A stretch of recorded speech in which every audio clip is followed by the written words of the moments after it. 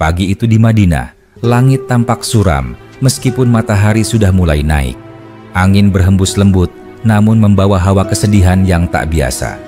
Di rumah kecil di samping masjid, tubuh Nabi Muhammad terbaring lemah. Wajah beliau pucat namun tetap memancarkan ketenangan yang luar biasa. Aisyah yang selalu berada di sisi beliau menatap dengan mata yang merah oleh tangis yang ia tahan. Di luar, para sahabat berdiri gelisah, saling bertanya tanpa suara, seolah takut kata-kata mereka akan mengundang kenyataan pahit yang mereka khawatirkan. Beberapa hari sebelumnya, Rasulullah sudah menunjukkan tanda-tanda bahwa waktunya mendekat. Beliau sempat keluar ke masjid, berdiri di mimbar, memandang para sahabat satu persatu dengan pandangan penuh kasih sayang. Kata-katanya, waktu itu penuh makna perpisahan, meskipun banyak yang belum menyadarinya. Seorang hamba telah diberikan pilihan oleh Tuhannya antara kehidupan dunia dan kehidupan bersamanya, dan hamba itu memilih untuk bersama Tuhannya. Begitu sabda beliau dengan suara pelan namun jelas. Para sahabat mendengar dan sebagian meneteskan air mata, namun mereka belum memahami bahwa yang beliau maksud dengan hamba itu adalah dirinya sendiri. Kini, pagi itu, nafas beliau semakin berat. Aisyah membisikkan doa di telinganya. Di luar, suara langkah kaki para sahabat terdengar bolak-balik, gelisah, berdoa agar Nabi sembuh seperti sebelumnya. Tapi ajal adalah ketentuan yang tak bisa dihindari. Rasulullah membuka mata, menatap Aisyah dengan senyum lembut, lalu mengucapkan kalimat terakhirnya dengan suara lirih, namun jelas. Bersama teman-teman tertinggi. Bersama teman-teman tertinggi. Kepala beliau perlahan jatuh di pangkuan Aisyah. Tubuh itu terdiam, tidak lagi bergerak. Suasana mendadak sunyi. Aisyah menatap wajah beliau, air matanya jatuh, lalu terisak. Ayahku, kekasihku, Rasulullah telah pergi. Tangisan itu terdengar keluar rumah. Sahabat yang berada di halaman rumah saling menatap dengan mata terbelalak. Abu Sa'id menutup wajahnya. Ali bin Abi Thalib yang berada di dekat pintu menunduk, sementara Umar bin Khattab yang mendengar kabar itu berdiri kaku, seolah waktu berhenti. Tidak, kata Umar pelan. Tidak mungkin Rasulullah wafat. Tidak mungkin. Ia melangkah keluar, lalu suaranya meninggi. Orang-orang yang sudah mulai menangis dihentikan oleh teriakannya. Demi Allah, yang jiwaku berada di tangannya, Rasulullah tidak mati. Dia hanya pergi menemui Tuhannya, sebagaimana Musa bin Imran pergi ke gunung, lalu kembali kepada kaumnya setelah 40 malam. Demi Allah, barang siapa berkata bahwa Muhammad telah mati, aku akan tebas lehernya. Orang-orang terdiam, tak ada yang berani menyahut. Umar berdiri dengan mata liar oleh kesedihan. Pedangnya terhunus, tangannya bergetar. Ia bukan sedang marah pada siapapun, ia hanya tak sanggup menerima kehilangan yang begitu besar. Di sisi lain, Abu Bakar sedang berada di Sun, sebuah tempat di pinggir Madinah. Seorang lelaki datang tergesa-gesa membawa kabar bahwa Rasulullah telah wafat. Abu Bakar yang mendengar itu tertegun, lalu segera menunggang kudanya dan bergegas menuju rumah Nabi. Angin menerpa wajahnya, namun ia tak merasakannya. Air mata mulai menetes di sepanjang perjalanan, tapi hatinya tetap tenang karena ia tahu ia harus tabah demi umat. Sesampainya di rumah Nabi, Abu Bakar turun dari kudanya, melangkah masuk melewati para sahabat yang menangis. Ia tidak berbicara apapun. Langkahnya pelan, wajahnya tenang, tapi matanya memerah, menahan air mata. Ia masuk ke kamar Nabi, menyingkap kain yang menutupi wajah beliau, lalu menatap wajah suci itu yang kini telah tenang untuk selama-lamanya. Abu Bakar menunduk, mencium dahi Nabi dengan lembut, lalu berkata lirih, "Engkau hidup mulia, wahai kekasihku, dan engkau wafat pun dalam kemuliaan. Demi Allah, tidak akan ada dua kematian bagimu. Kematian yang telah ditetapkan Allah kini telah engkau alami." Ia menatap wajah itu lama sekali, seolah ingin menyimpan setiap garisnya dalam ingatan. Lalu dengan tenang, ia menutup kembali kain di atas wajah Nabi, berbalik dan keluar menemui umat yang sudah berkumpul di depan masjid. Umar masih berdiri di halaman, terus berkata dengan suara keras, "Rasulullah tidak wafat. Kalian semua jangan percaya. Beliau akan kembali." Abu Bakar berdiri di dekat mimbar, lalu berkata kepada orang-orang, "Duduklah, wahai manusia, dengarkan aku." Orang-orang mulai diam, tapi Umar masih berbicara keras. Maka Abu Bakar memandangnya dengan tenang, dan ketika ia mulai berbicara, suaranya menggema di seluruh masjid, menembus dinding-dinding dan hati setiap orang di sana. "Wahai manusia, barang siapa di antara kalian yang menyembah Muhammad, maka ketahuilah bahwa Muhammad telah wafat. Tetapi barang siapa menyembah Allah, maka sesungguhnya Allah hidup dan tidak akan pernah mati."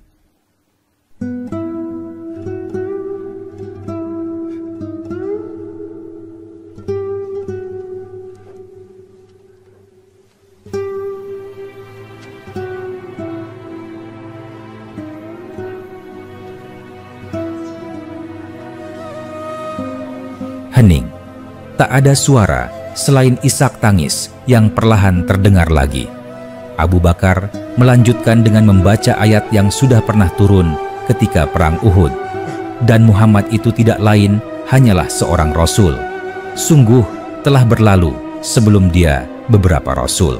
Apakah jika dia wafat atau dibunuh, kamu akan berbalik ke belakang? Barang siapa berbalik ke belakang, maka dia tidak dapat mendatangkan mudarat kepada Allah sedikit pun. Dan Allah akan memberi balasan kepada orang-orang yang bersyukur. Ketika Abu Bakar membaca ayat itu, tubuh Umar bergetar. Ia mematung, lalu perlahan duduk di tanah, tangannya memegang kepalanya. "Demi Allah," katanya lirih, seolah-olah ayat ini baru saja turun hari ini. "Demi Allah, aku tidak pernah menyadarinya sampai Abu Bakar membacakannya." Air mata Umar menetes deras, dadanya berguncang, pedangnya jatuh ke tanah. Ia menangis seperti anak kecil, menangisi kepergian seseorang yang menjadi cahaya dalam hidupnya. Abu Bakar menatap sahabatnya itu, lalu mendekatinya dan menepuk bahunya. "Bersabarlah, wahai Umar. Sesungguhnya inilah ketentuan Allah. Kita semua milik Allah dan kepadanya kita akan kembali. Rasulullah telah menunaikan tugasnya. Kini giliran kita untuk menjaga apa yang beliau wariskan." Umar mengangkat wajahnya, menatap Abu Bakar dengan mata sembab. "Bagaimana kita bisa melanjutkan hidup tanpa beliau, wahai Abu Bakar? Siapa yang akan memimpin kita? Siapa yang akan mengajarkan kita kebenaran?" Abu Bakar menghela napas panjang, menatap langit. "Selama Al-Quran bersama kita, selama sunnah beliau kita jaga, selama kita meneladani akhlaknya, maka beliau tidak benar-benar pergi. Beliau hidup di dalam hati setiap orang yang beriman." Hari itu, seluruh Madinah larut dalam tangisan. Rumah-rumah dipenuhi suara duka. Kaum wanita menangis, anak-anak bingung melihat orang dewasa menangis, dan para sahabat saling berpelukan untuk saling menguatkan. Tak ada hari yang lebih berat daripada hari itu. Malam tiba dengan sunyi. Bintang-bintang tampak redup. Umar duduk di depan masjid, memandang ke arah rumah Nabi, yang kini menjadi tempat tubuh beliau disemayamkan. Abu Bakar duduk di sampingnya, membawa lentera kecil. "Wahai Umar," katanya pelan, "besok kita harus segera mempersiapkan pemakaman beliau. Tidak boleh ada perbedaan pendapat di antara kita. Kita harus bersatu." Umar mengangguk perlahan. "Aku akan berdiri di sisimu, wahai Abu Bakar. Aku akan taat kepadamu sebagaimana aku taat kepada Rasulullah. Engkau telah menunjukkan keteguhan ketika aku terhanyut oleh kesedihan." Abu Bakar tersenyum samar.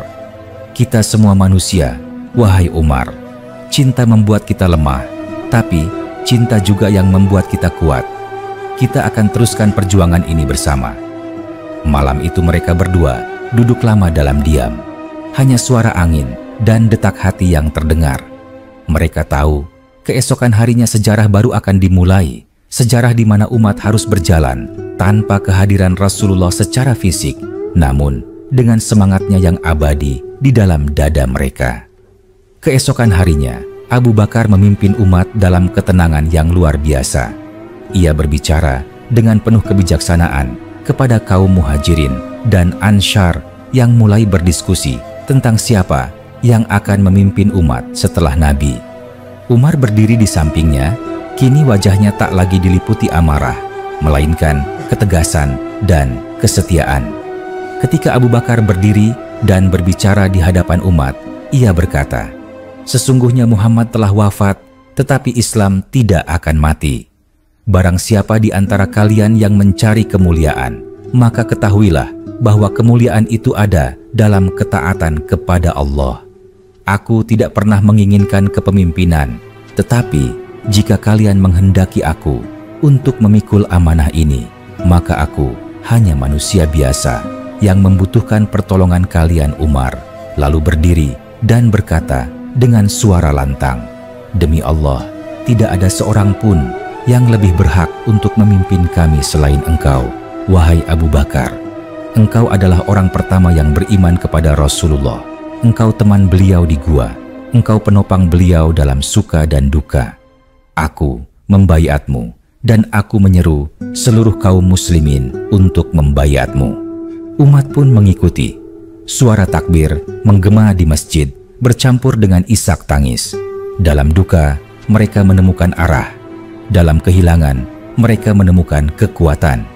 Malam itu, setelah pemakaman selesai, Umar dan Abu Bakar kembali duduk berdua. Umar memandang tanah yang baru digali, tempat tubuh Nabi dimakamkan. Air matanya mengalir pelan.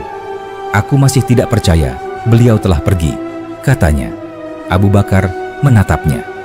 "Beliau tidak pergi, wahai Umar. Beliau hanya berpindah ke tempat yang lebih mulia. Selama kita hidup dengan ajarannya, beliau akan selalu bersama kita." Umar menatap ke langit.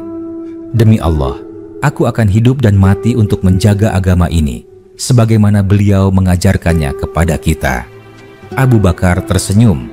Itulah yang beliau harapkan dari kita semua.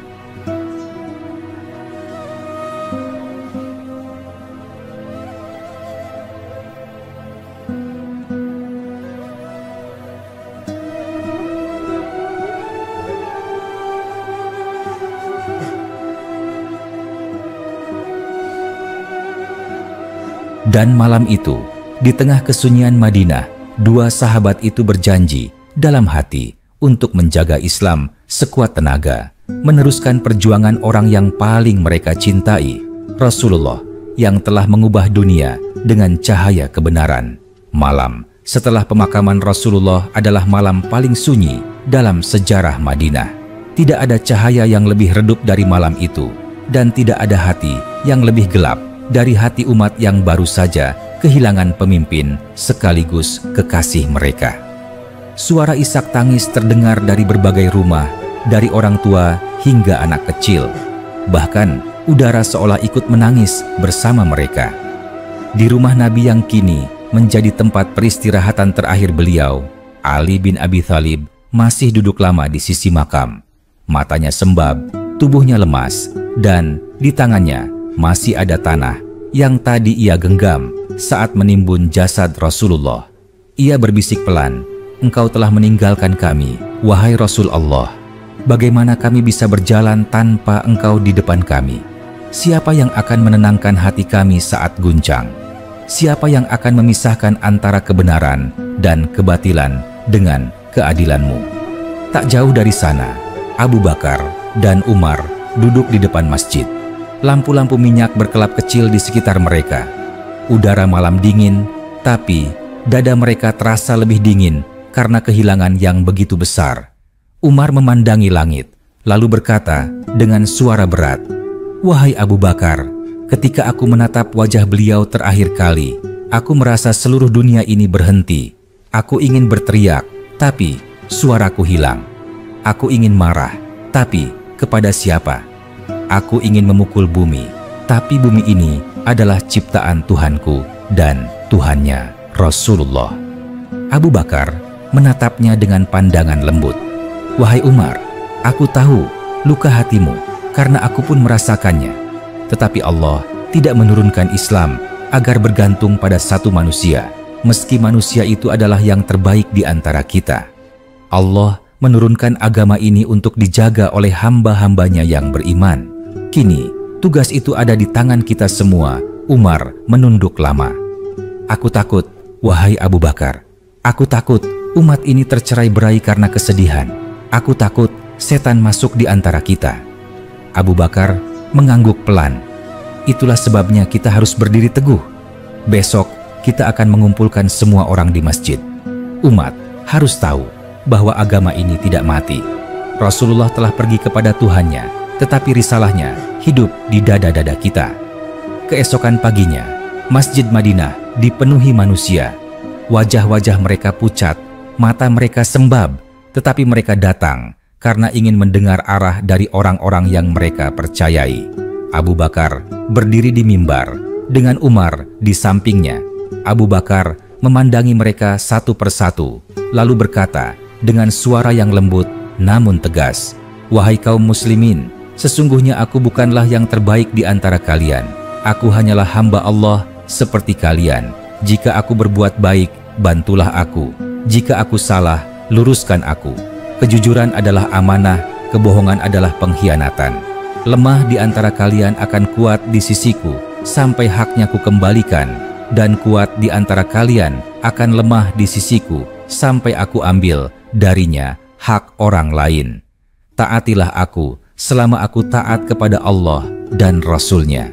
Jika aku menyimpang dari keduanya, maka kalian tidak wajib mentaatiku." Suara gemuruh takbir menggema. Umar berdiri di sampingnya, menatap Abu Bakar dengan mata yang masih basah, namun kini penuh keyakinan. Ia tahu Abu Bakar adalah pilihan yang paling tepat untuk memimpin umat di masa yang genting ini. Setelah baiat dilakukan, kehidupan di Madinah perlahan bergerak lagi. Namun, luka kehilangan itu belum sembuh. Setiap kali azan berkumandang, hati orang-orang tersayat karena mereka ingat bagaimana Rasulullah dahulu yang mengimami mereka. Setiap kali mereka berkumpul di masjid, mata mereka akan memandang tempat di mana Nabi dulu duduk dan berbicara kepada mereka. Suatu malam, Umar datang menemui Abu Bakar di rumahnya. Wajahnya serius. "Wahai Abu Bakar," katanya, "aku mendengar kabar bahwa beberapa kabilah di luar Madinah mulai menolak membayar zakat. Mereka berkata, kami akan tetap sholat, tetapi tidak akan menyerahkan zakat karena Nabi telah wafat. Aku takut ini awal dari kekacauan." Abu Bakar menatapnya dalam-dalam. Apakah mereka mengira bahwa agama ini hanya berdiri karena Nabi masih hidup? Umar menjawab, mereka mungkin berpikir demikian. "Wahai Abu Bakar, biarlah kita bersabar. Jangan kita kirim pasukan sekarang. Biarkan mereka menenangkan diri dulu, karena mereka baru saja kehilangan Rasulullah." Abu Bakar berdiri, sorot matanya tajam. "Demi Allah, wahai Umar, aku akan memerangi siapapun yang memisahkan antara sholat dan zakat. Zakat adalah hak yang telah ditetapkan Allah. Demi Allah, seandainya mereka menolak menyerahkan seutas tali unta yang dahulu mereka bayarkan kepada Rasulullah, aku akan memerangi mereka karenanya."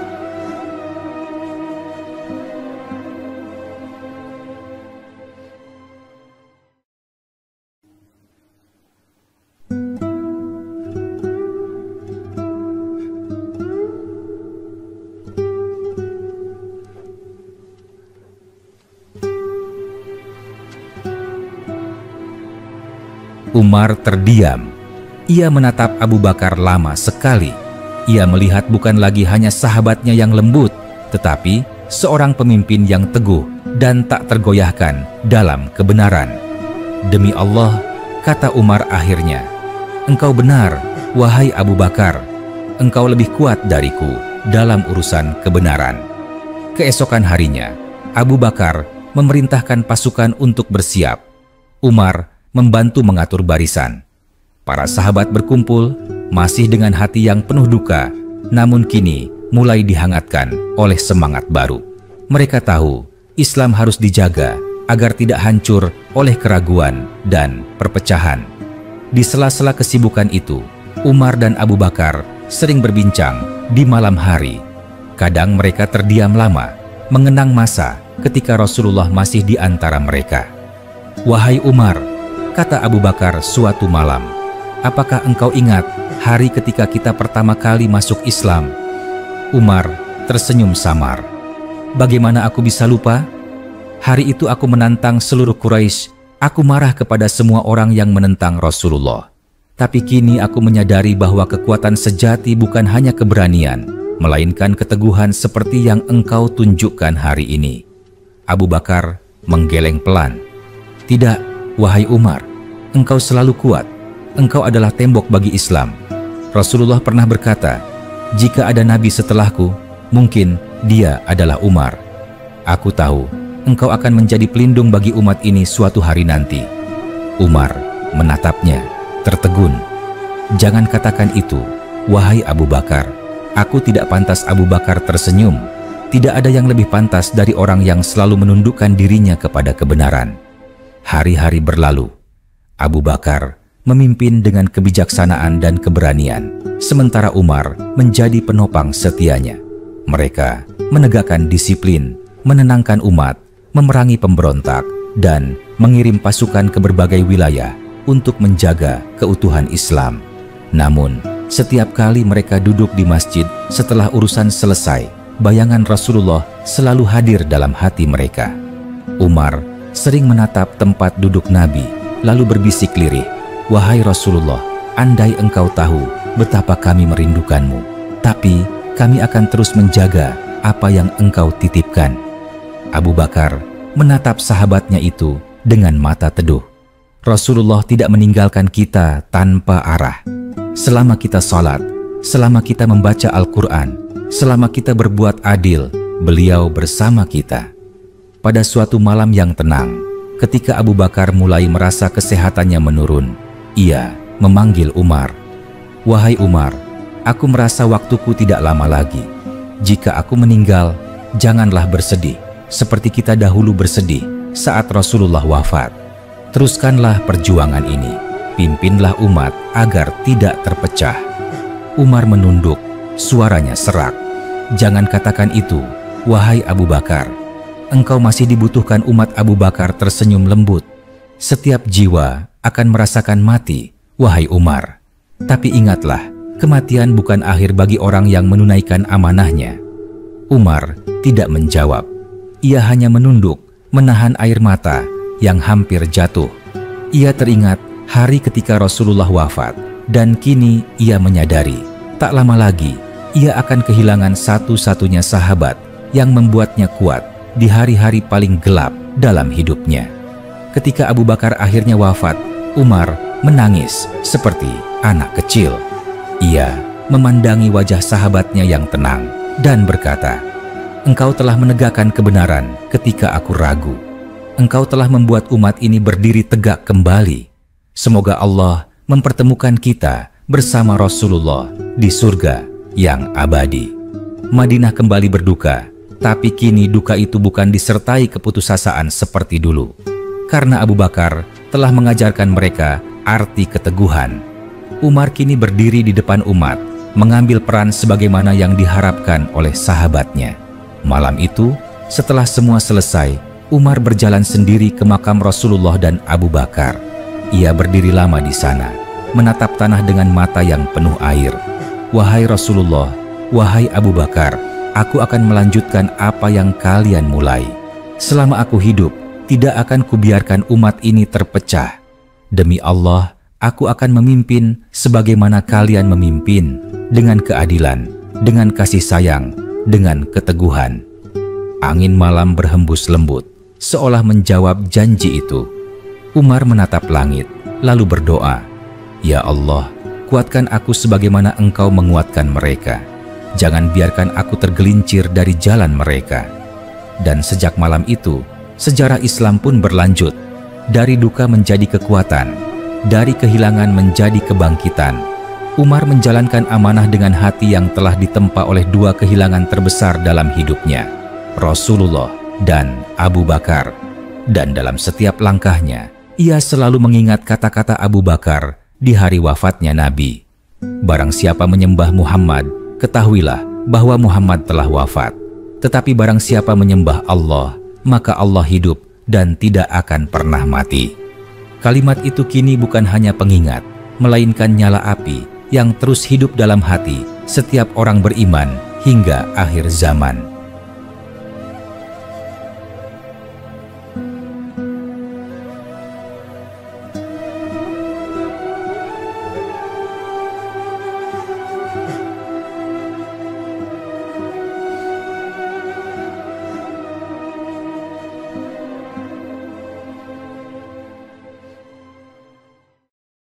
Setelah pemakaman Abu Bakar, suasana Madinah kembali diselimuti duka. Umat Islam untuk kedua kalinya kehilangan pemimpin besar yang mereka cintai. Namun kali ini, duka itu tidak disertai kepanikan sebagaimana saat Rasulullah wafat dulu. Abu Bakar telah mempersiapkan umat menegakkan keyakinan bahwa Islam bukan milik satu manusia, melainkan milik seluruh mereka yang beriman. Umar berdiri di hadapan umat di masjid. Wajahnya tegas, tetapi matanya merah karena tangis yang ia tahan. Ia memandangi ribuan wajah yang memandangnya dengan penuh harap. Mereka tahu, sejak masa Rasulullah hingga Abu Bakar, Umar selalu menjadi benteng yang teguh, penjaga kebenaran yang tak gentar. Namun, di dalam dadanya, Umar masih menyimpan luka kehilangan dua orang yang paling ia cintai dalam hidupnya. Ia menarik napas panjang, lalu berkata, "Wahai kaum muslimin, sesungguhnya aku bukanlah orang yang lebih baik dari kalian. Aku hanyalah hamba Allah yang lemah jika berdiri sendiri. Jika aku menegakkan kebenaran, maka bantulah aku. Jika aku tergelincir dalam kebatilan, maka luruskan aku. Aku tidak ingin menjadi pemimpin atas kalian, tetapi amanah ini telah dibebankan kepadaku. Maka aku memohon kepada Allah agar aku mampu menunaikannya dengan adil." Masjid hening. Orang-orang menundukkan kepala. Mereka tahu di balik suara yang tegas itu ada hati yang lembut, hati yang pernah menangis di hadapan jenazah Rasulullah dan Abu Bakar, hati yang mencintai kebenaran lebih dari dirinya sendiri. Setelah baiat dilakukan, Umar memulai masa kepemimpinannya dengan penuh kehati-hatian. Ia tidak pernah melupakan pesan Abu Bakar pada malam terakhir hidupnya. Jangan pernah takut berbuat adil, meskipun keadilan itu membuatmu sendiri merasa berat. Kata-kata itu menjadi cahaya dalam hatinya. Hari-hari berlalu, Umar memimpin dengan ketegasan dan kejujuran yang menggetarkan. Ia berjalan di jalan-jalan Madinah pada malam hari untuk memastikan tidak ada rakyatnya yang kelaparan. Ia menolak tidur di rumah besar, menolak penjagaan berlebihan, dan sering duduk bersama rakyat biasa untuk mendengar keluh kesah mereka. Namun di balik semua itu, setiap kali ia sendirian, hatinya selalu kembali ke kenangan bersama Rasulullah dan Abu Bakar. Kadang ia menatap ke arah makam mereka dan berbisik pelan, "Wahai Rasulullah, wahai sahabatku Abu Bakar, aku berusaha sekuat yang aku mampu. Aku hanya berharap ketika kelak aku dipanggil, kalian berdua menyambutku di sisi Allah dengan senyum yang pernah menenangkan hatiku di dunia ini." Suatu malam, Umar keluar tanpa pengawal. Ia berjalan menyusuri jalan-jalan sunyi di Madinah. Bulan separuh menerangi langkahnya. Dari kejauhan, ia mendengar suara tangisan. Ia mengikuti suara itu hingga menemukan seorang ibu bersama anak-anaknya di sebuah gubuk sederhana. "Wahai ibu," sapa Umar, "mengapa engkau menangis di malam seperti ini?" Sang ibu tidak mengenali Umar karena gelap. Ia menjawab, "Kami lapar. Sudah beberapa hari kami hanya menanak air agar anak-anakku bisa tertidur dengan harapan makanan akan matang. Padahal tidak ada apapun di dalam panci itu. Aku hanya ingin mereka berhenti menangis." Umar tertegun, dadanya sesak. Tanpa berkata apa-apa, ia berbalik, berlari menuju gudang Baitul Mal. Ia mengambil gandum dan minyak dengan tangannya sendiri. Petugas yang melihatnya berkata, "Wahai Amirul Mukminin, biarkan kami membawanya untukmu." Namun Umar menjawab dengan suara berat, "Apakah kalian akan memikul dosaku di hari kiamat jika aku lalai malam ini? Tidak, biarkan aku sendiri yang memikulnya." Ia memanggul karung gandum di pundaknya, berjalan kembali ke gubuk itu, lalu memasak sendiri untuk keluarga tersebut. Api menyala, asap menembus udara malam, dan wajah anak-anak itu mulai tersenyum ketika mencium aroma makanan. Sang ibu menatap Umar dengan air mata. Semoga Allah memberkahi pemimpin kita, Amirul Mukminin. Andai dia tahu keadaan kami, Umar menunduk dan menjawab lirih. Jika dia tidak tahu, maka dia telah berbuat zalim. Setelah mereka makan, Umar pergi dengan diam, tanpa mengatakan siapa dirinya. Saat berjalan kembali ke masjid, ia menatap langit dan berbisik, "Wahai Tuhanku, jika malam ini Engkau melihatku, saksikanlah bahwa aku telah berusaha menunaikan amanahmu hari demi hari berlalu." Di bawah kepemimpinan Umar, Islam menyebar luas hingga ke Syam, Persia, dan Mesir. Namun, Umar tidak pernah sombong atas kemenangan itu. Ia selalu berkata, "Kami menang bukan karena kekuatan kami, tetapi karena kejujuran kami. Jika kami meninggalkan kejujuran itu, maka Allah akan mengambil kemenangan dari tangan kami." Setiap kali pasukan kembali dari perang dengan membawa kabar kemenangan, Umar selalu memeluk mereka dan berkata, "Bersyukurlah kepada Allah. Jangan biarkan kemenangan membuat kalian lupa diri." Namun, di setiap kemenangan itu, Umar selalu merasakan rindu yang dalam. Ia rindu Rasulullah. Ia rindu masa ketika mereka bersama-sama menegakkan Islam di tengah hinaan dan kesulitan.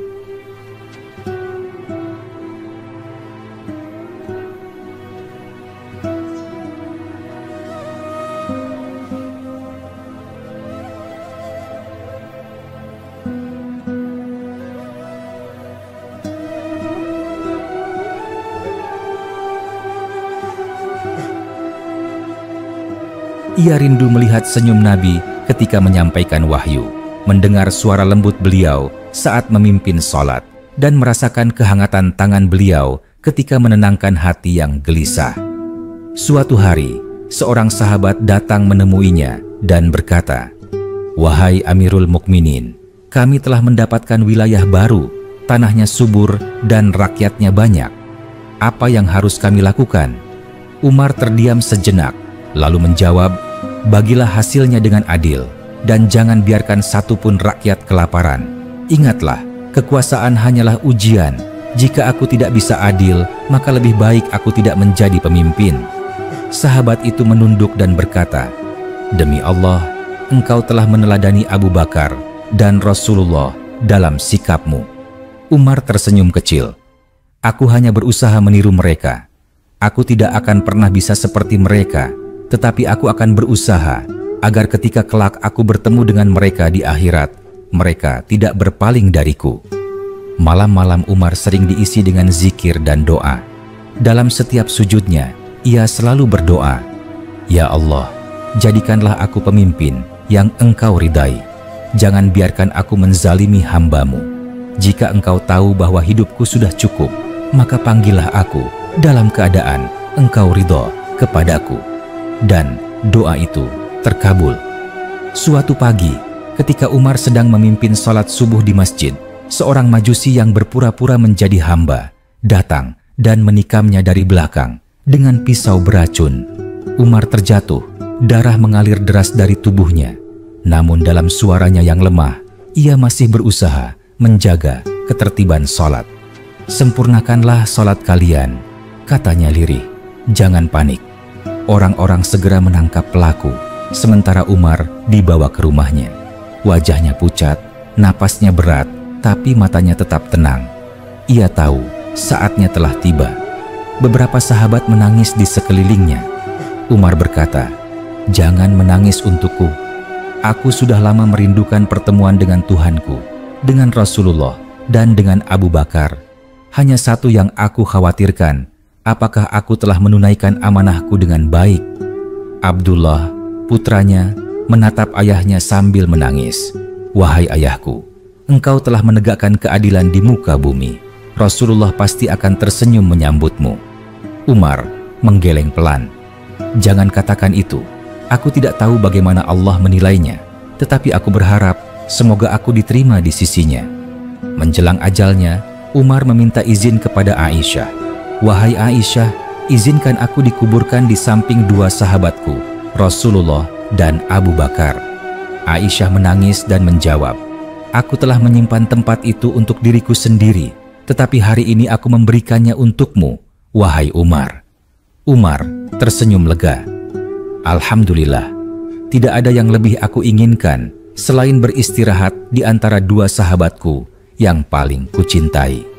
Tak lama kemudian, Umar mengangkat tangannya, berbisik pelan, "Ya Allah, kasihanilah aku, ampunilah aku, dan pertemukanlah aku dengan Rasulullah dan Abu Bakar di sisimu." Lalu tubuhnya tenang, nafasnya berhenti. Madinah kembali menangis. Malam itu, ribuan orang memenuhi masjid. Mereka menangisi Umar, sebagaimana dulu mereka menangisi Rasulullah dan Abu Bakar. Namun, di tengah tangisan itu, mereka merasa bangga karena telah memiliki pemimpin yang menegakkan kebenaran tanpa takut kepada siapapun selain Allah. Makam Umar diletakkan di samping Abu Bakar yang berada di sisi kanan makam Rasulullah. Seakan tiga sahabat itu kini kembali bersama seperti dahulu.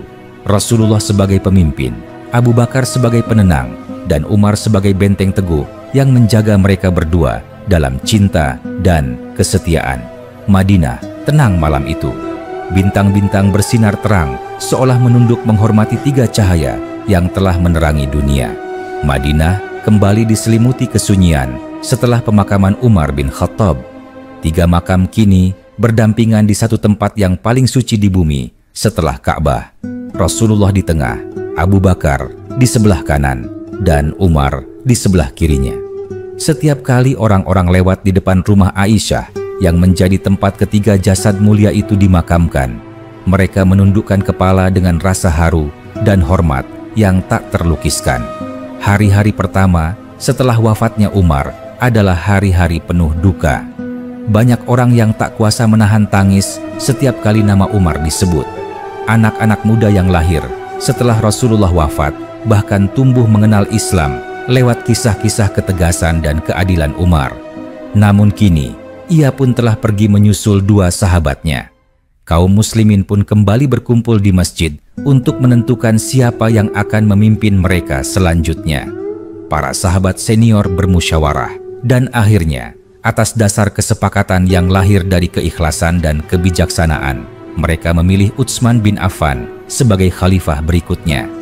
Ketika baiat dilakukan, suasana masjid begitu khidmat. Utsman berdiri di depan umat dengan wajah yang tenang dan lembut. Janggutnya yang putih berkilau diterpa cahaya pagi. Ia menunduk lama sebelum berbicara, seolah menimbang beratnya tanggung jawab yang baru saja diletakkan di pundaknya.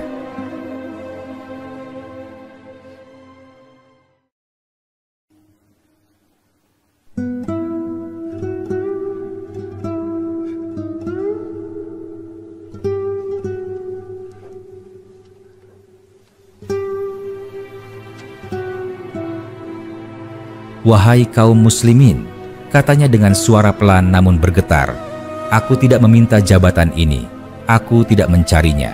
Tetapi, jika kalian telah mempercayakan amanah ini kepadaku, maka aku akan berusaha menjalankannya dengan segenap kemampuan yang aku miliki. Aku hanyalah manusia biasa, dan aku memohon pertolongan kepada Allah agar aku tidak tergelincir dalam kesalahan." Orang-orang menangis mendengar ucapannya. Mereka tahu, Utsman bukanlah orang yang mengejar kekuasaan. Ia adalah sahabat yang paling dermawan di masa Rasulullah, orang yang telah menginfakkan hartanya untuk Islam tanpa menghitung berapa banyak yang ia keluarkan. Ia lembut, penyabar, dan sangat mencintai Al-Quran. Setelah baiat selesai, Utsman duduk di masjid seorang diri. Ia menatap ke arah tempat Rasulullah dulu berdiri, lalu berkata, "Pelan, wahai Rasulullah, aku merasa kecil di hadapan amanah ini. Aku takut tidak mampu menegakkan keadilan seperti Abu Bakar dan Umar. Tapi aku akan berusaha sekuat tenaga untuk menjaga umat ini agar tidak berpecah." Hari-hari pun berjalan. Di bawah kepemimpinan Utsman, umat Islam semakin berkembang. Wilayah kekuasaan Islam meluas hingga ke Afrika Utara. dan sebagian besar wilayah timur. Namun, meski kemenangan demi kemenangan diraih, hati Utsman tetap sederhana.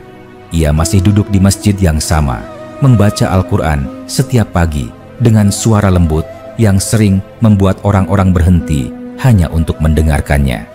Umar pernah berkata sebelum wafat, "Jika kalian ingin melihat kelembutan Rasulullah dalam diri seseorang, lihatlah kepada Utsman bin Affan." Dan benar, di setiap gerak-geriknya ada ketenangan yang mengingatkan semua orang pada akhlak Rasulullah. Namun, semakin luas wilayah Islam, semakin besar pula ujian yang datang. Kekayaan mengalir ke Madinah, dan sebagian orang mulai tergoda oleh dunia. Ada yang mulai merasa iri, ada yang menuduh tanpa bukti, ada pula yang menanamkan benih kebencian dengan fitnah yang halus namun berbahaya. Utsman seringkali duduk sendirian di malam hari, memandangi langit Madinah yang bertabur bintang. Ia teringat masa ketika Rasulullah masih hidup, ketika para sahabat berkumpul dengan hati yang bersih dan tujuan yang satu. Ia merindukan suara Nabi yang selalu menenangkan setiap hati yang gundah. Suatu malam, Ali bin Abi Thalib datang menemuinya. Mereka duduk bersama di halaman rumah Utsman. "Wahai Ali," kata Utsman dengan lembut, "aku merasa zaman telah berubah. Dulu kita semua satu hati, satu tujuan. Kini aku melihat ada orang-orang yang hatinya terbelah oleh cinta dunia." Ali menatapnya dengan pandangan dalam. "Wahai Utsman, fitnah memang seperti api yang membakar kayu yang lembab. Ia tidak langsung menyala besar, tetapi perlahan menyebar hingga sulit dipadamkan. Bersabarlah. Kebenaran akan selalu menang." Pada akhirnya Utsman mengangguk pelan. "Aku hanya takut, wahai Ali, umat ini akan kehilangan kasih sayang yang dulu menjadi kekuatan kita." Ali tersenyum tipis. Selama ada orang yang masih berpegang pada ajaran Rasulullah, umat ini tidak akan hilang. Hari-hari berlalu. Fitnah yang Utsman khawatirkan mulai muncul. Orang-orang dari berbagai wilayah datang ke Madinah dengan membawa keluhan. Sebagian benar, sebagian hasil adu domba. Utsman tetap tenang menghadapi semuanya. Ia tidak membalas caci maki dengan amarah. Ia memilih diam dan bersabar karena ia ingat sabda Rasulullah bahwa akan datang masa ketika umat akan diuji oleh perpecahan, dan orang yang paling sabar akan mendapatkan ganjaran besar di sisi Allah. Sahabat-sahabat dekatnya, termasuk Ali, Zubair, dan Talha, berkali-kali menasihatinya agar bersikap tegas. Namun, Utsman hanya menjawab, "Aku tidak ingin menumpahkan darah seorang muslim pun di tanah Madinah.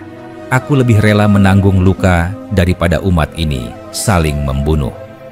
Suatu hari, ketika fitnah semakin besar dan sekelompok pemberontak mengepung rumahnya, para sahabat datang untuk melindunginya. Tetapi Utsman memerintahkan mereka agar tidak melawan. "Aku tidak ingin darah kalian tertumpah karena aku," katanya lembut. "Biarlah aku menyerahkan diriku kepada takdir Allah. Selama aku tidak meninggalkan agamaku, aku tidak takut pada kematian." Hari-hari pengepungan berlalu dalam ketegangan. Utsman tetap berpuasa dan menghabiskan waktunya dengan membaca Al-Quran. Ketika para pemberontak menerobos rumahnya, Utsman sedang duduk dengan mushaf di pangkuannya. Mereka mendekat dengan marah, tapi Utsman hanya menatap mereka dengan tatapan penuh kasih dan berkata, "Anak-anakku, janganlah kalian menodai tangan kalian dengan darahku. Aku sudah tua. Jika aku salah, biarlah Allah yang mengadiliku." Namun, amarah telah menutup hati mereka. Utsman ditikam dan darahnya menetes ke atas lembaran mushaf yang sedang ia baca. Lembaran itu terbuka pada ayat, "Maka Allah akan mencukupkan bagimu dari mereka." Dan Allah Maha mendengar lagi, Maha mengetahui.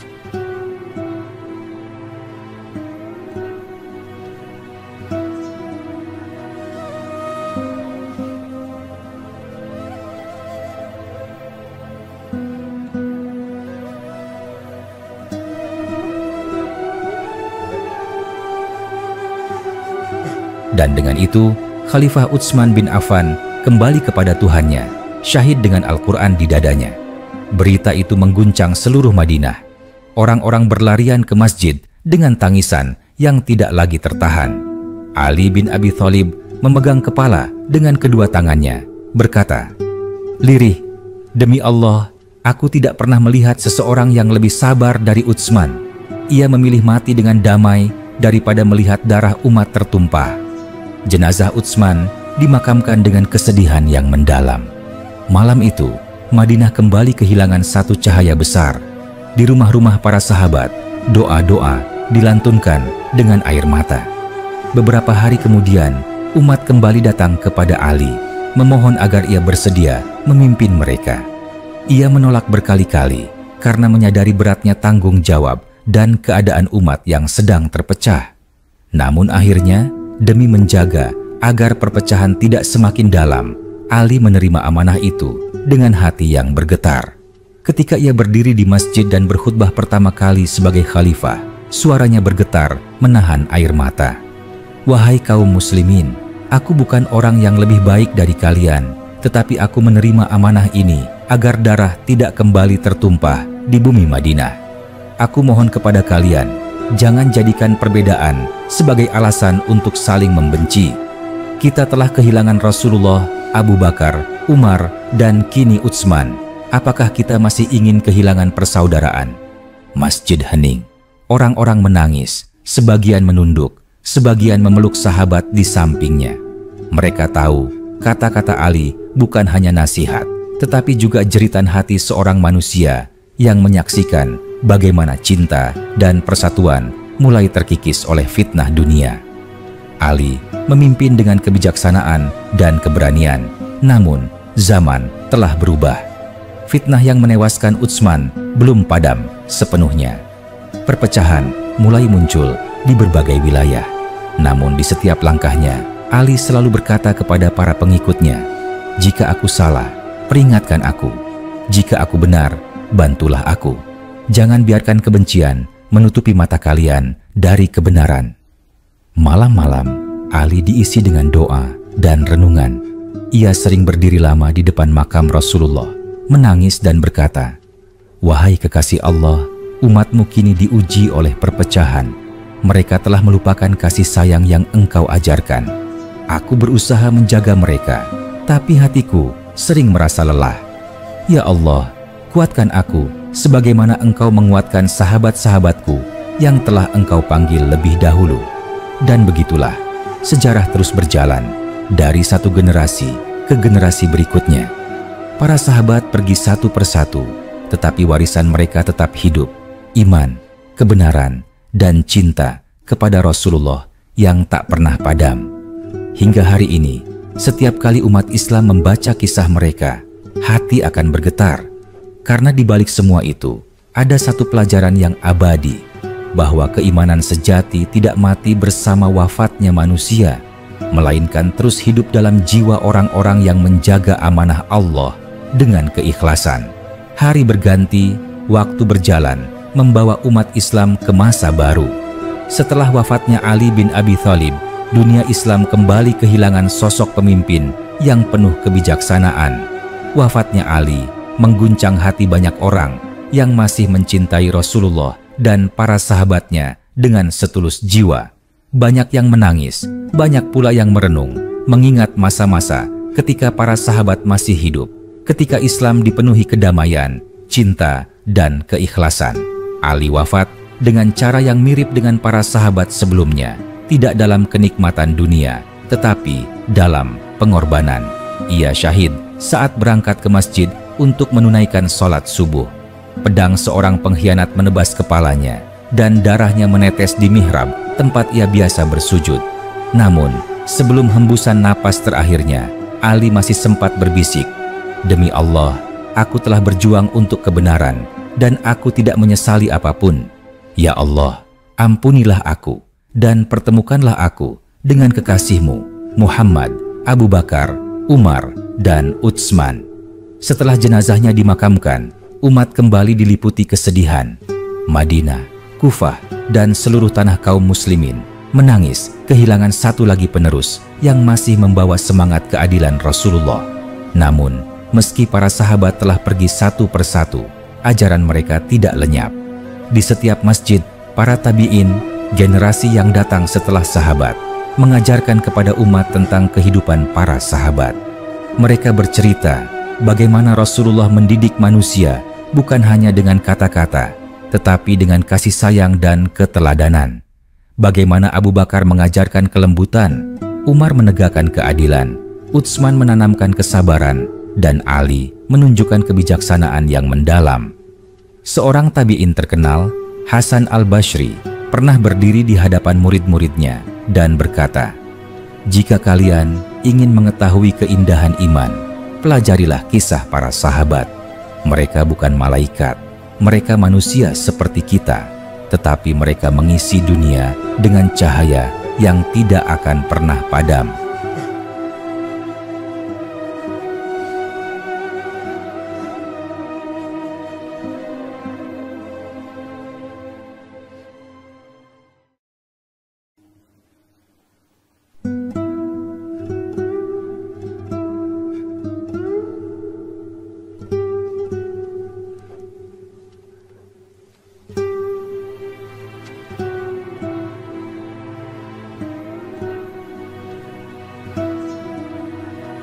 Murid-muridnya menatap dengan kagum, dan ia melanjutkan, "Ketika Rasulullah wafat, Abu Bakar berdiri dengan tangisan di matanya, tetapi kekuatan di dalam hatinya. Ketika Abu Bakar wafat, Umar memikul beban umat tanpa mengeluh. Ketika Umar wafat, Utsman meneruskan dengan kesabaran yang tak tertandingi. Dan ketika Utsman wafat, Ali menutup masa itu dengan hikmah dan keberanian. Itulah sebabnya Islam tetap tegak hingga hari ini, karena mereka tidak mencari dunia, mereka mencari ridha Allah." Hari-hari setelah itu, Islam terus menyebar ke berbagai penjuru dunia. Negeri demi negeri menerima cahaya tauhid. Tapi, di tengah kemenangan itu, sebagian orang mulai lupa bahwa kekuatan sejati bukan pada pedang, melainkan pada keikhlasan hati. Maka, para ulama berusaha menjaga warisan para sahabat dengan menulis, mengajar, dan mengingatkan umat agar tidak hanyut dalam kebesaran dunia. Di setiap majelis ilmu, kisah tentang Rasulullah dan para sahabatnya selalu menjadi kisah yang paling dicintai. Orang-orang duduk dengan tenang mendengarkan, air mata jatuh tanpa terasa setiap kali nama Rasulullah disebut dengan lembut. Suatu malam di Madinah, seorang pemuda berjalan menuju makam Rasulullah. Ia berhenti di depan dinding yang memisahkan dirinya dengan tempat 3 manusia mulia dimakamkan. Ia menundukkan kepala dan berdoa, "Wahai Rasulullah, kami telah jauh dari masa Engkau. Kami tidak lagi bisa melihat senyummu. Kami tidak lagi bisa mendengar suaramu. Tetapi cinta kami kepadamu tidak pernah pudar. Kami membaca kisahmu. Kami mengenang perjuanganmu, dan kami berdoa agar suatu hari nanti kami bisa melihatmu di Telaga Kautsar." Angin malam bertiup lembut, seakan udara Madinah membawa bisikan kenangan dari masa yang telah berlalu. Di langit, bintang-bintang bersinar seolah menjadi saksi betapa cinta kepada Rasulullah tidak pernah padam, bahkan berabad-abad setelah beliau kembali kepada Allah. Pada masa berikutnya, banyak ulama lahir dari generasi yang mendalami ajaran para sahabat. Mereka menulis hadits, menafsirkan Al-Quran, dan menyebarkan ilmu ke seluruh dunia. Imam Malik di Madinah menulis kitab Al-Muwatta yang berisi amal para sahabat. Imam Abu Hanifah di Kufah mengajarkan hukum dengan penuh kebijaksanaan. Imam Syafi'i memadukan ilmu dengan adab. Imam Ahmad memegang teguh sunnah meski harus disiksa. Semua itu adalah warisan dari keteguhan para sahabat yang tidak pernah gentar menjaga agama ini. Dan di setiap tulisan mereka selalu ada doa yang sama. Semoga Allah merahmati Rasulullah dan para sahabatnya. Waktu terus berjalan, tetapi Madinah tidak pernah kehilangan cahaya. Setiap hari, ribuan peziarah datang ke makam Rasulullah, berdiri dengan air mata yang mengalir tanpa malu. Mereka tidak memohon dunia, mereka hanya ingin mengatakan, "Wahai Rasulullah, kami datang dari jauh untuk menemuimu. meski hanya dari balik dinding. Doakan kami agar tetap mencintai Allah dan engkau sebagaimana para sahabat mencintaimu. Dan di malam yang tenang, jika seseorang duduk di halaman Masjid Nabawi dan menatap langit, ia mungkin akan merasa seolah mendengar suara lembut Rasulullah yang berkata, "Umatku, jangan bersedih. Aku akan menunggumu di telaga. Siapa yang tetap berpegang pada kebenaran, ia akan bersamaku." Kisah para sahabat dan umat setelah mereka bukan hanya tentang peperangan dan kekuasaan. Itu adalah kisah tentang cinta, pengorbanan, dan keimanan yang tidak tergoyahkan oleh dunia. Mereka hidup dengan sederhana, tetapi nama mereka diingat oleh seluruh umat manusia hingga akhir zaman. Banyak tahun kemudian, seorang ulama tua di Baghdad menulis di ujung kitabnya, "Jika engkau ingin mengetahui makna sejati kebahagiaan, maka pelajarilah kehidupan Rasulullah dan sahabat-sahabatnya. Mereka tidak kaya, tetapi hati mereka penuh kedamaian. Mereka tidak dikelilingi kemewahan, tetapi dunia tunduk kepada kebenaran yang mereka bawa. Mereka tidak hidup selamanya di dunia, tetapi nama mereka kekal di hati orang-orang beriman." Dan kalimat itu benar adanya. Hingga hari ini, setiap kali nama Abu Bakar, Umar, Utsman, dan Ali disebut, hati orang beriman bergetar. Bukan karena kekuasaan yang mereka miliki, tetapi karena keikhlasan mereka dalam mengabdi kepada Allah dan Rasul-Nya. Di akhir kisah yang panjang ini, umat Islam yang membaca sejarah akan memahami bahwa setiap kehilangan selalu diiringi harapan, bahwa wafatnya Rasulullah bukanlah akhir dari Islam, melainkan awal dari ujian yang akan membuktikan siapa yang benar-benar beriman. Dan para sahabat telah membuktikan bahwa cinta sejati kepada Rasulullah adalah dengan melanjutkan perjuangannya, menjaga amanahnya, dan menyebarkan cahaya Islam ke seluruh penjuru dunia.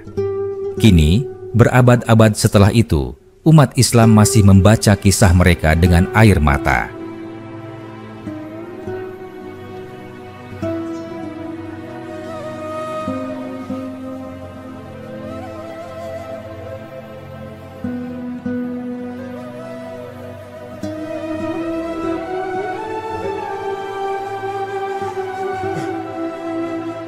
Masjid Nabawi masih berdiri megah, namun di setiap sudutnya, jiwa-jiwa yang datang akan merasakan getaran lembut dari masa lalu. Masa ketika manusia terbaik berjalan di atas bumi, menyapa umatnya dengan senyum, mengajarkan kasih sayang, dan meninggalkan warisan yang lebih berharga dari seluruh kekayaan dunia, iman kepada Allah dan cinta kepada kebenaran. Dan di bawah cahaya bulan Madinah yang lembut, seolah suara azan menggema mengingatkan dunia bahwa meski zaman berubah, warisan para sahabat tetap hidup di hati mereka yang beriman. Masa tabi'in berlalu dengan keharuman iman yang luar biasa. Mereka tumbuh dengan menimba ilmu langsung dari para sahabat yang tersisa, mendengar kisah-kisah Rasulullah dari lisan orang-orang yang pernah menatap wajah beliau dengan mata mereka sendiri. Di antara mereka, ada yang setiap kali menceritakan satu hadis, air matanya menetes terlebih dahulu sebelum lisannya mengucapkan kalimatnya. Mereka tidak menganggap ilmu sebagai kebanggaan, melainkan sebagai amanah yang harus dijaga dengan ketulusan hati. Salah satu tabi'in yang terkenal adalah Sa'id bin Al-Musayyib. Ia hidup di Madinah, dan setiap kali ia berjalan melewati masjid, langkahnya melambat ketika ia mendekati tempat yang pernah dipijak oleh Rasulullah. Ia akan berhenti sejenak, menundukkan kepala, lalu berbisik, "Disinilah Rasulullah berdiri, disinilah suara wahyu turun, disinilah umat ini pertama kali mengenal cinta kepada Allah yang sesungguhnya." Di Madinah pula, Imam Malik bin Anas tumbuh dalam suasana ilmu dan adab yang mendalam. Ia menghabiskan hidupnya untuk mengumpulkan hadis-hadis Rasulullah dan amal-amal para sahabat. Ia tidak menulis satu hadis pun, kecuali setelah berwudu dan berdoa agar Allah menjaga keikhlasannya. Ketika murid-muridnya bertanya mengapa ia begitu berhati-hati, ia menjawab dengan tenang, "Setiap kata yang bersumber dari Rasulullah adalah cahaya. dan siapa yang menulis cahaya dengan hati yang kotor, maka cahaya itu tidak akan memantul di dalam hatinya. Imam Malik sering duduk di Masjid Nabawi, mengajar sambil menatap ke arah makam Rasulullah. Suatu ketika, seseorang bertanya kepadanya, "Wahai Imam, mengapa engkau tidak meninggikan suara ketika mengajar di masjid ini?" Imam Malik menjawab dengan lembut, "Bagaimana mungkin aku meninggikan suara di tempat yang di dalamnya beristirahat tubuh manusia terbaik di muka bumi?" Demikianlah rasa cinta dan hormat kepada Rasulullah terus hidup di hati para ulama setelah sahabat. Mereka bukan hanya menjaga ilmu, tetapi juga menjaga adab dan rasa hormat yang diwariskan oleh para sahabat. Sementara itu, Islam terus meluas ke negeri-negeri jauh, ke Andalusia di barat, ke Khurasan di timur, hingga ke perbatasan Cina. Di setiap tempat yang menerima cahaya Islam, selalu ada orang-orang saleh yang membawa kisah tentang Rasulullah dan sahabatnya. Kisah itu mereka sampaikan dengan air mata dan penuh kasih sayang, bukan dengan paksaan, karena mereka tahu bahwa Islam tidak menyebar dengan kekerasan, melainkan dengan keindahan akhlak dan kebenaran yang murni. Di Andalusia, lahirlah generasi ilmuwan yang luar biasa. Mereka menggabungkan ilmu dunia dan ilmu agama, membangun peradaban yang gemilang. Di perpustakaan mereka, kitab-kitab yang berisi kisah para sahabat disimpan dengan penuh kehormatan, karena di sanalah sumber semangat dan keimanan yang tak pernah padam. Namun, waktu terus berjalan. Dunia berubah. Umat Islam mulai diuji dengan kemewahan, kekuasaan, dan kesombongan. Sebagian mulai melupakan kesederhanaan yang dulu dijaga oleh para sahabat. Masjid-masjid megah dibangun, istana-istana berdiri tinggi, tetapi sebagian hati mulai terasa kosong. Di masa itu, muncul para ulama dan sufi yang mengingatkan umat agar kembali kepada hakikat Islam yang sejati. Salah satunya adalah Hasan al-Bashri, seorang tabi'in yang dikenal karena keteguhan dan kelembutan hatinya. Ia pernah berkata di hadapan ribuan orang, "Kalian berbicara tentang cinta kepada Rasulullah, tetapi di manakah bukti cinta itu? Rasulullah makan dengan sederhana, kalian berlebih-lebihan. Rasulullah menangis karena takut kepada Allah, kalian tertawa tanpa mengingat kematian. Rasulullah memaafkan orang yang menyakitinya, kalian memendam dendam berhari-hari. Jika kalian ingin bersamanya di akhirat, maka hiduplah sebagaimana beliau hidup di dunia." Kata-kata itu mengguncang hati orang-orang yang mendengarnya. Banyak yang menangis, banyak yang bersujud memohon ampun karena mereka sadar bahwa cinta kepada Rasulullah bukan sekadar ucapan di lisan, tetapi perjalanan panjang untuk meneladani akhlaknya dengan segenap jiwa.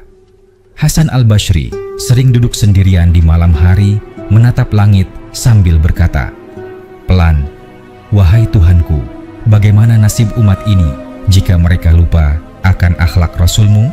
Kasihanilah kami, sebagaimana Engkau mengasihi sahabat-sahabatnya yang hidup penuh kejujuran dan pengorbanan."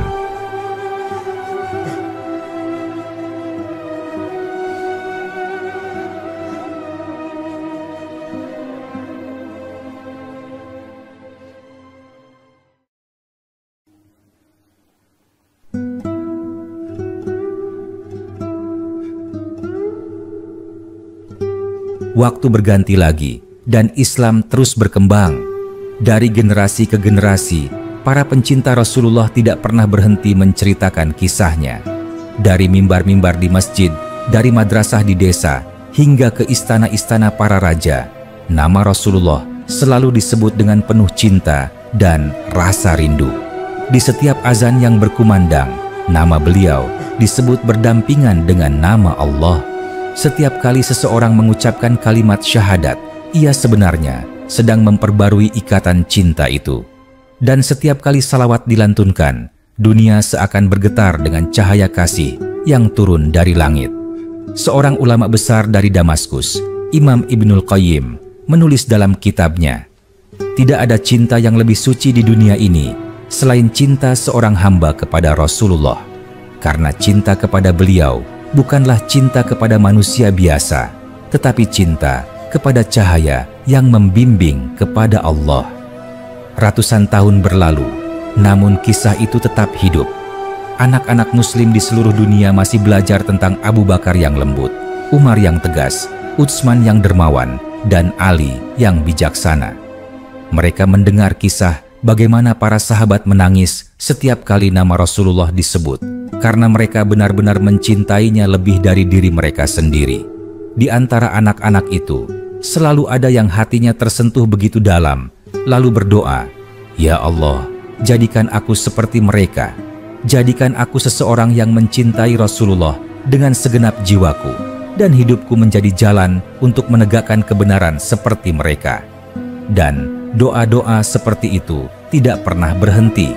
Dari masa ke masa, dari timur ke barat, dari utara ke selatan, umat Islam terus meneruskan kisah yang sama.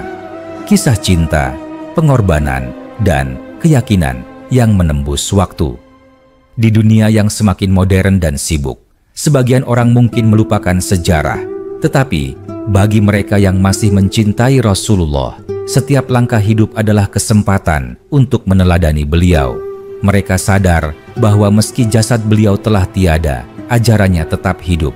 Meski sahabat-sahabatnya telah kembali kepada Allah, semangat mereka masih terasa dalam setiap takbir, dalam setiap doa, dalam setiap tindakan kebaikan yang dilakukan dengan ikhlas. Maka, kisah ini tidak berakhir. Ia terus berjalan di setiap hati yang beriman. Karena Islam bukan sekadar sejarah, tetapi kehidupan. Rasulullah bukan hanya teladan masa lalu, tetapi rahmat untuk seluruh alam hingga akhir zaman. Dan suatu hari, ketika semua manusia dibangkitkan di padang mahsyar, seluruh umat akan melihat cahaya yang paling terang, cahaya Rasulullah Muhammad yang berdiri di bawah panji pujian. Di sekitarnya, Abu Bakar akan berdiri dengan wajah berseri, Umar dengan sorot tegas yang lembut, Utsman dengan cahaya kesabaran, dan Ali dengan wajah tenang penuh hikmah. Umat yang setia akan mendekat, dan Rasulullah akan berkata, "Umatku, datanglah, inilah hari yang dijanjikan. Siapa yang meneladani sunnahku dan berpegang pada kebenaran, maka bersamaku ia akan berada di surga." Air mata seluruh umat menetes, bukan karena takut, tetapi karena rindu yang akhirnya terbalas. Setelah berabad-abad lamanya, mereka akhirnya bertemu kembali dengan manusia paling mulia, yang karena cinta dan perjuangannya, dunia mengenal arti iman dan kasih sayang sejati. Dan di sana, cinta para sahabat, para tabi'in, para ulama, dan seluruh umat Islam akan bersatu dalam satu kalimat yang agung. Segala puji bagi Allah yang telah mempertemukan kami dengan kekasihnya. Maka, berakhirlah perjalanan panjang ini bukan dengan kesedihan, melainkan dengan harapan. Karena kisah Rasulullah dan para sahabatnya bukan kisah yang mati oleh waktu, melainkan kisah yang hidup selamanya di hati mereka yang mencintai Allah dan kebenaran. Zaman terus berjalan. Setelah masa para tabi'in dan ulama besar berlalu, muncullah masa yang disebut sebagai zaman keemasan Islam. Di masa itu, ilmu berkembang pesat, kota-kota Islam menjadi pusat pengetahuan dunia, dan cahaya Islam menerangi timur dan barat. Namun, di balik kejayaan itu, hati para ulama dan orang-orang saleh tetap terikat pada kenangan yang tidak pernah pudar, yaitu cinta kepada Rasulullah Muhammad dan para sahabatnya yang telah menegakkan dasar iman dan ilmu. Baghdad berdiri megah sebagai ibu kota ilmu. Sungai Tigris mengalir di tengahnya, memantulkan cahaya matahari yang lembut, seolah menyinari halaman-halaman kitab yang sedang dibuka oleh para penuntut ilmu. Di sana, di bawah naungan khalifah yang mencintai pengetahuan, berdirilah Baitul Hikmah, rumah kebijaksanaan, tempat para ulama menulis, meneliti, menerjemahkan, dan berdiskusi. Namun di antara mereka yang bergelut dalam ilmu dunia, selalu ada yang menjaga hatinya agar tidak jauh dari cinta Rasulullah. Mereka mengingat pesan para sahabat bahwa ilmu tanpa iman adalah kehampaan dan keagungan tanpa ketulusan adalah kebinasaan.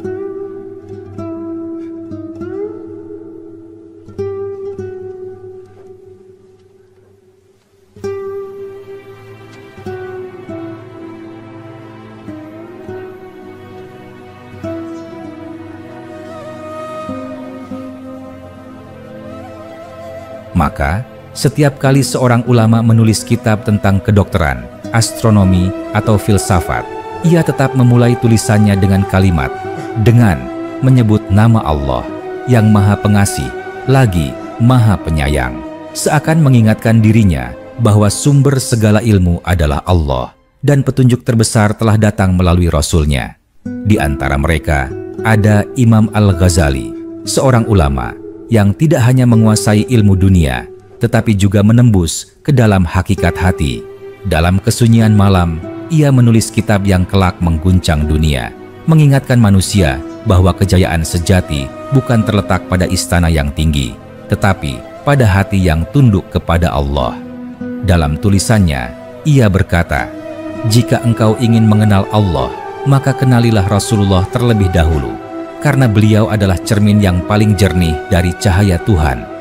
Di Andalusia, di barat jauh dunia Islam, cahaya ilmu juga bersinar terang. Di sana, di kota Cordoba, Granada, dan Sevilla, para ilmuwan menulis kitab-kitab yang kelak menjadi dasar ilmu di Eropa. Namun bahkan di tengah kemajuan yang mengagumkan itu, para ulama tetap menundukkan hati mereka kepada Rasulullah. Setiap kali mereka menyebut nama beliau dalam tulisan mereka, mereka meneteskan air mata dan menulis dengan kalimat penuh cinta, "Semoga Allah melimpahkan salawat dan salam kepada kekasihnya yang telah membawa dunia dari kegelapan menuju cahaya." Suatu malam, di Andalusia yang indah, seorang guru tua mengajar murid-muridnya di halaman masjid. Langit dihiasi bintang, dan udara malam dipenuhi suara burung yang beristirahat di pepohonan zaitun.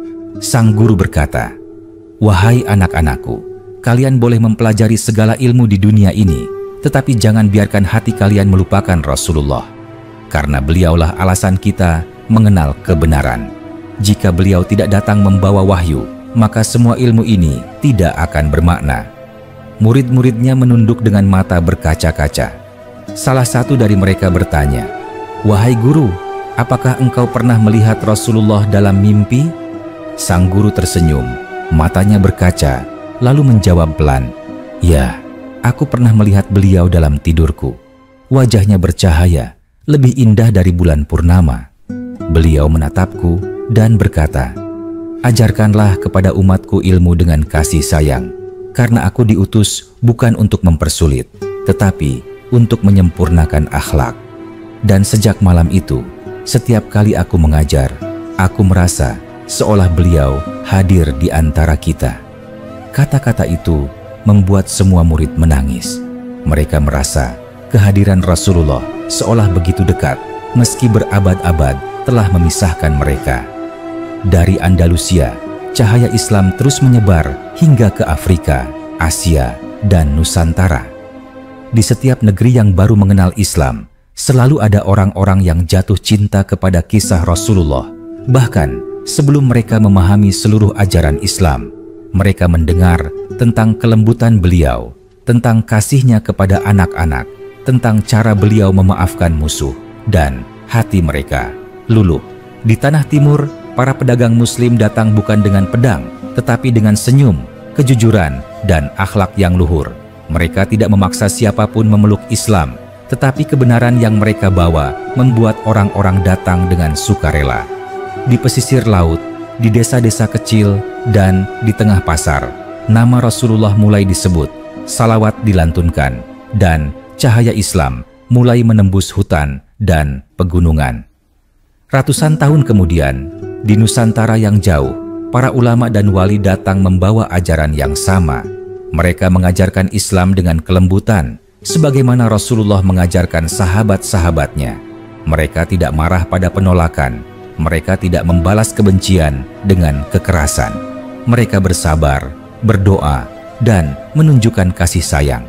Maka, tidak heran jika akhirnya Islam diterima dengan penuh cinta di negeri yang dulu asing terhadapnya. Setiap kali azan berkumandang di langit yang biru di atas lautan, gema itu menjadi saksi bahwa ajaran yang dulu disampaikan oleh Rasulullah di padang pasir kini telah sampai ke ujung dunia. Dari kota Makkah yang panas hingga pulau-pulau hijau yang jauh, umat Islam mengucapkan kalimat yang sama, bersujud ke arah yang sama, dan mengingat manusia yang sama, Rasulullah Muhammad yang mulia. Namun, meskipun Islam telah menyebar ke segala penjuru bumi, zaman tidak selalu berjalan damai. Fitnah kembali muncul, kekuasaan berganti tangan, dan sebagian umat mulai berselisih. Tetapi dalam setiap zaman, selalu ada orang-orang yang menjaga kemurnian ajaran Rasulullah. Mereka tidak terkenal, mereka tidak mencari kekuasaan, tetapi mereka terus menyalakan cahaya iman di hati manusia. Seorang ulama sufi besar pernah berkata dalam doanya, "Ya Allah, jangan biarkan dunia ini kehilangan orang-orang yang mencintai Rasul-Mu dengan tulus, karena jika cinta itu padam, maka bumi akan menjadi gelap meski matahari masih bersinar."